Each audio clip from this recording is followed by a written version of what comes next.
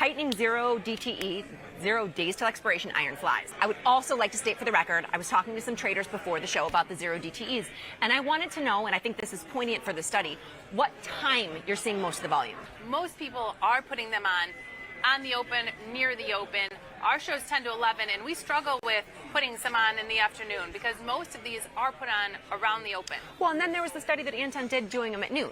So that's why I was just saying, like, there are, and they were saying that most of their volume they see is heavy on the open and heavy on the close and kind of intraday to kind of drive heavy on the open, heavy on the close. If they see any 0 DT orders between 10 and 11 Central Time, they're coming from our viewers. It's me. Just kidding. So let's get on with this. All right. When we trade 0 DTE butterflies or iron flies, we tend to place the wings $30 away from the at-the-money shorts. So that just means we start by selling that at-the-money straddle in the 0 DTEs and buying our longs $30 out. So it's basically a $30 wide butterfly.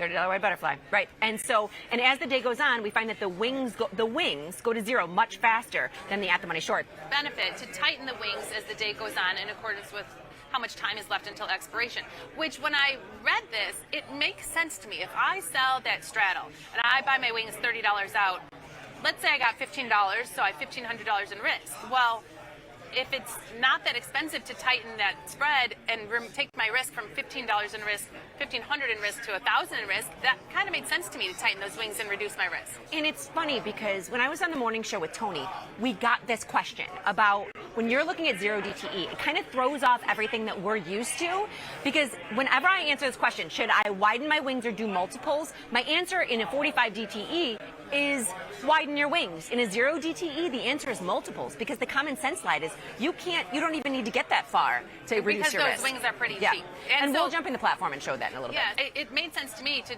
do a study on this. Should we be tightening that up, reducing our risk, and still trying to collect that at-the-money premium? Right. But a lot decays between the open and the afternoon.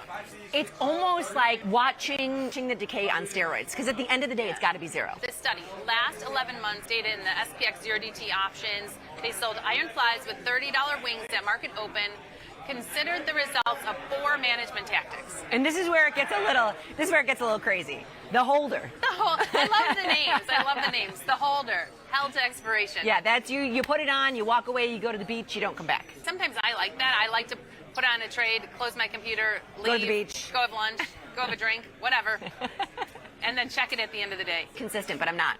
The next step is the closer. Okay, close at 25% of max profit. Many people close at 25% of max profit because if you're collecting, let's say you're collecting $1,000, $1,400 for one of these butterflies, depending on the vol, 25% is a decent amount of money. And you can put it in one trade. And some people do. They'll put the trade on and then put a GTC, a good till cancel close, for 25%, 50%, something of that nature. Yeah, I mean, if you collect $10 on this $30 wide butterfly, 25% is $250. And that's in a matter of hours. Yeah. Not the closer. There are many. I think there are more closers than anything. You think there's more closers? The one thing that I am not is a roller. I'm not a roller either, which is recentered at 25% of max profit while keeping the width the same. So basically, you're just shifting your butterfly to the new, wherever SPX is trading, to the new at the money. So you're closing the original and putting on a new one at the money. That's just kind of like micromanaging. You're kind of moving it and shifting it and keeping them the same. That's no different than us putting a new one on at this time. It is the new one at this time. Yeah, it's the new one at this time. Yes. And then this is the one this is the first I've heard of this, the shrinker. I think I would call it the reducer. I like it, Anton. I like it called the shrinker. And that's the one where you're taking your wings, $30 wings, and then as the day's going on, you're moving them in. And reducing risk. I like that concept. Is it going to pay off in the end? I'm not sure. I'm not sure either. I didn't look at the last slide. We'll have to see what the study says. Okay, and then due to limited strike availability and rounding, the study tightened wings afternoon by $10. Shrinker? You're a shrinker? I'm a shrinker. No, I don't know. I'm not sure. So, no, the shrinker's on the end. I was looking at the holder. Okay. Yeah, the holder, that's not good. Never good. Holder, closer, roller, and shrinker. So if you're looking at this, results for shrinking were very similar. So the results where you're taking your wings and bringing them in are very similar to the one where you're taking it and reshifting it. The roller is the reshifting it, right? Shifting, like putting on 2. It's almost putting on 2. It's closing one for a profit and putting a second one on. Yeah. So that's interesting because when you're doing the rolling system, you're having 2 different iron flies on in the day versus the shrinker is just having one on and then reducing risk.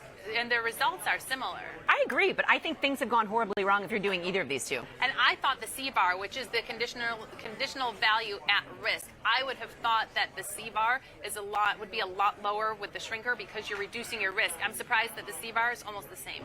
Well, it makes sense because I think your conditional value at risk is established at order entry because that's what's at risk. That's established at order entry. But then if you're reducing your risk, you only have that larger risk on for half the day. Now the holder that's placing the trade on the open and just leaving it, never touching it, leaving it to the end of the day, I would say worst results, worst win rate.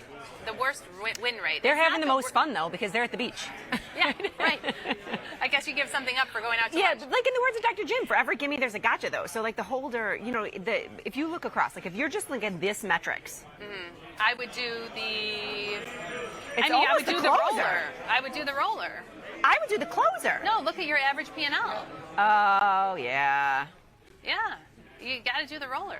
Yeah. But that's just putting it on twice, which means that if you're not up on the open, if you're not trading on the open, it's okay to put this trade on at 10 a.m. or 11 a.m. Or 11 a.m., yeah. Yeah, because if the roller strategy works, that means the afternoon trade is working as well. The morning trade is working, the afternoon trade is working. Yeah. Well, I mean, yesterday, did you see that massive up move on the close yesterday? I called Liz. So we had done the show. I don't know what we were doing. And I opened my platform. I was like, SPOO's up 50. And I texted you. I'm like, SPOO's up 50. And you're like, what the heck? I said, this is news to me. I was getting my nails done. And that's what could be shocking for the holder who leaves his trade on. It's like, this is going great. I'm going to leave. I'm going to close this down. And then next thing you know, SPOOs are up 50 and it's a full loss. But this is why I want to say, you see this win percentage?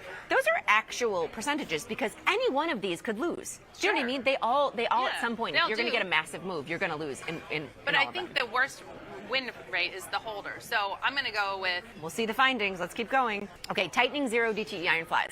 Although tightening the wings should reduce risk, especially later in the day, the majority of losers came from a trade not working in the morning before there was an opportunity to tighten. So that's why the C-bar isn't different. So the losses mostly came in the morning. Yeah. Because the market opens, people put this trade on, and then you see some movement, and sometimes it takes until 9 or 10 for the market to shake out. And I think this is pretty similar to that Maria shoe trade. And would you like to enlighten our viewers? It's exactly what this is. You're selling this.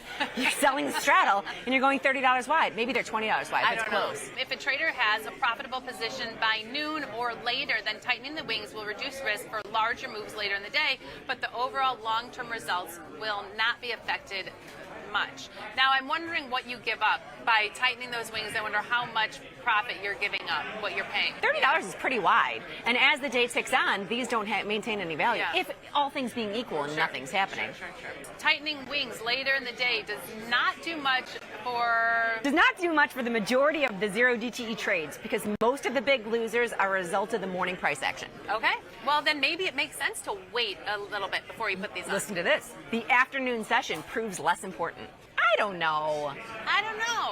Simply recentering the trade in the afternoon session had very similar results to tightening the wings, which means the long-term effects of tightening later in the day is de minimis.